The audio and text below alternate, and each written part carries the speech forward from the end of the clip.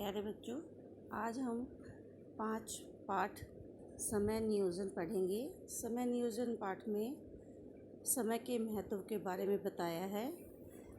इसके लेखक है समर बहादुर सिंह।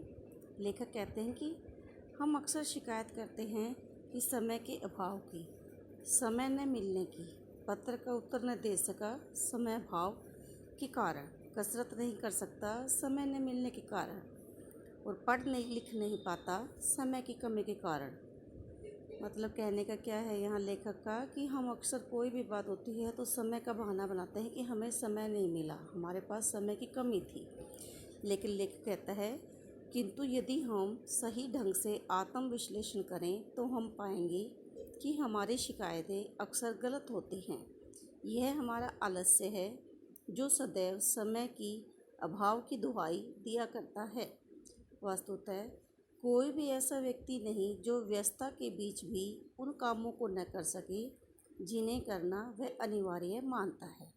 इस पूरे पैरे में बताया है लेखक ने कि सभी के पास समय बराबर होता है। हम ज़रूरी से ज़रूरी काम भी समय निकाल कर सकते हैं। हम कभी भी ये बहाना बनाते हैं कि हमें समय नहीं मिला, हम पढ़ नहीं पाए, हम लिख नहीं पाए, या हम कोई भी काम इस समय के कारण नहीं कर पाए। लेकिन लेखक कहता है कि ये सब जितनी भी शिकायतें हैं, ये समय के अभाव की जो शिकायतें हैं, ये सब गलत हैं। नेहरू जी कितने व्यस्त थे, भारत के प्रधानमंत्री के नाते उन पर कितना दायित्व था। कुछ दिन पहले उनके साथ काम करने वाले एक सज्जन से बातें करने का सौभाग्य मिला। लेखक जी कह रहे हैं कि यहाँ नेहरू जी के साथ एक काम करने वाले व्यक्ति थे जिनसे लेखक मिले और उन्होंने नेहरू जी के बारे में बताने लगे कि नेहरू जी के पास रोज़ इतनी सारी फाइलें जाती थी किंतु वे उन सभी को निपटाकर वापस भेज देते थे। जहाँ तक बस चलता एक दिन की भी देरी न करते। जरा सोचिए उनकी व्यस्तता को। वे दिन भर न जाने कितने आदमियों से मुलाकात करते थे, कितनी गंभीर समस्याओं पर विचार करते थे।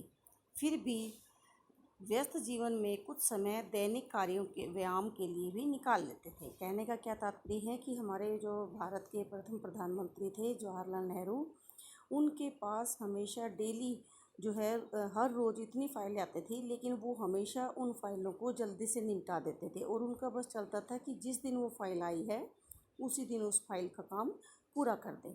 और ये सब व्यस्तता के कारण सारा काम कर लेते थे समय निकालकर, और वे अपने दैनिक जीवन में व्यायाम और मनोरंजन का समय भी निकाल लेते थे। गांधी जी कम व्यस्त नहीं थे। दर्शनार्थियों की भीड़ उन्हें घेरे रखती थी। मुलाकातियों का भी तांता रहता था। देश विदेश के अनेक पेचीदे मामले पर विचार विमर्श होता।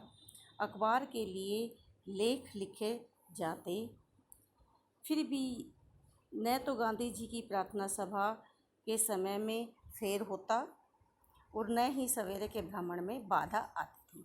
यही बात जो नेहरू जी के बारे में बताई थी, वही बात यहाँ लेखक गांधी जी के बारे में बताते हैं कि गांधी जी भी कम व्यस्त नहीं थे। लोग दर्शनार्थी होते हैं या दर्शन के लिए आने वाले लोग जो उनके दर्शन के लिए आते थे, उनसे किसी कार्यवश उनसे मुलाकात करते थे और देश विदेश के जो भी मामले होते थे उन पर विचार विमर्श करना पड़ता था, या अखबार के लिए जो लेख लिखे जाते थे, प्रार्थना सभाएं होती थी, उन सब के लिए भी गांधी जी समय निकालते थे। और साथ साथ वो सुबह के समय भ्रमण में जो करते थे वो उसके लिए भी समय निकाल लेते थे। और गांधी जी के पास दुनिया के कोने कोने से जो पत्र आते थे उनके लोगों के, उनका जवाब भी वो अपने हाथ से स्वयं लिखकर देते थे। कहने का मतलब है, यहाँ तात्पर्य है कि इतनी व्यस्तता के बाद भी गांधी जी सभी काम समय पर निपटाते थे। गांधी जी और नेहरू जी दोनों का जीवन प्रमाणित करता है कि यदि हम समय का सोच समझकर आयोजन कर लें और फिर उस पर दृढ़ता से आचरण करें तो निश्चित व्यवसाय के अतिरिक्त भी उन अनेक कार्यों के लिए भी हमें पर्याप्त समय मिलता रहेगा। यहाँ लेखक कहते हैं कि नेहरू जी और गांधी जी के जीवन से यदि हम सीखें तो हम यह पता चल जाएगा कि यदि हम सोच समझकर टाइम टेबल या समय नियोजन के अनुसार कार्य करें तो कितने भी बिजी हों हम, कितने भी व्यस्त हों, फिर भी हम अपने ज़रूरी कामों के अलावा अन्य काम भी कर सकते हैं। समय की कमी की शिकायत भी नहीं रहेगी। हाँ, इसके लिए हमें सतत, सचेत और जागरूक अवश्य रहना पड़ेगा। किसी ने ठीक ही कहा है, समय धन के समान है। अतः सावधानी और सतर्कता से हम अपने धन का हिसाब तो रखें, पर समय का हिसाब भी रखें, सावधानी बरतें। धन तो आता जाता है, किंतु समय गया वापस नहीं आता। लेखक यहाँ कहता है कि जैसे हम अपने रुपए पैसे का ध्यान रखते हैं, ठीक उसी प्रकार यदि हम अपने समय का भी ध्यान रखें तो हम अपने जीवन को कामयाब कर सकते हैं। कि जैसे उन्होंने एक उदाहरण बताया है कि यदि हम जो समय बीत जाने पर समय वापस नहीं आता, धन तो हम फिर भी आता जाता रहता है ज़िंदगी में, लेकिन समय जो बीत गया वो वापस नहीं आता। समय का नियोजन करना जिसने सीख लिया उसने जीने की कला सीख ली, सुख और समृद्धि का भंडार की कुंजी प्राप्त कर ली। यानी समय का जिसने सही उपयोग करना सीख लिया उसने अपने जीवन में सही तरीके से सुख और समृद्धि पाने की जो रास्ता है वो प्राप्त कर लिया। समय नियोजन के अनुसार काम करने से हम देखेंगे कि जीवन की व्यस्तता के बीच भी किसी निश्चिंतता आ जाती है।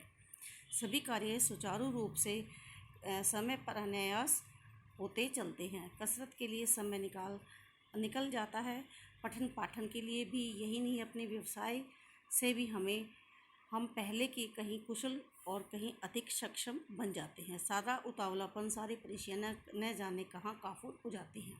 कहने का मतलब है कि जिसने समय के महत्व को समझ लिया वो अपने बिजनेस में, व्यवसाय के साथ साथ और भी हर कार्य में सक्षम बन जाते हैं। हम जीवन में क्या चाहते हैं? सुख, समृद्धि, शांति, यही ना। किंतु ये चीज़ें तभी मिल सकती हैं जब हम इनको पाने का निरंतर प्रयास करते चले। यदि हम व्यायाम के लिए, अध्ययन के लिए समय नहीं निकाल पाएंगे तो हमारा तन मन कैसे स्वस्थ और सबल बनेगा? विषम परिस्थितियों में हम अपना संतुलन कैसे बना सकेंगे? अतः जीवन के सही अर्थों में सफल बनाने के लिए ये आवश्यक है कि हम उन सभी की साधना में रोज़ कुछ न कुछ समय लगाएं, और यह तभी संभव हो सकेगा जब हम अपने समय का ठीक नियोजन कर लें। रोज़ अपना लेखा जोखा करते हैं। वस्तुतः जो समय की कदर करना सीख गया वह सफलता का रहस्य समझ गया। हम अपने सुख, अपनी समृद्धि के लिए अपना नियोजन जितनी जल्दी कर ले उतना ही अच्छा होगा। किसी चिंतक ने यह चेतावनी पहले ही दे रखी है कि समय और लहरें किसी की प्रतीक्षा में खड़ी नहीं रहती। यहाँ लेखक ने कहा है कि यदि हम समय रहते ही किसी भी कार्य को करना सीख लें तो सफलता हमें मिल जाएगी, क्योंकि उन्होंने उदाहरण बताया है कि समय और जो समुद्र की लहरें हैं वो किसी की प्रतीक्षा के लिए नहीं रुकते। अब यहाँ इस पैरे में समर बहादुर सिंह जो लेखक हैं इस पाठ के, उन्होंने बताया है विद्यार्थियों के बारे में कि विद्यार्थियों के लिए समय पालन का कई कारणों से अधिक महत्व है। विद्यार्थियों को एक लंबा जीवन जीना होता है और सफलता की ऊंची से ऊंची मंजिलें तय करनी है। दूसरी बात यह है कि विद्यार्थी जीवन में जो आदतें पड़ जाती है वो आजीवन बनी रहती हैं। विद्यालयों में छात्रों को समय तालिका दी जाती है, लेकिन वह केवल कुछ घंटों के लिए होती है। शेष घंटे छात्रों को स्वयं विवेकपूर्ण उपयोग के लिए रहते हैं।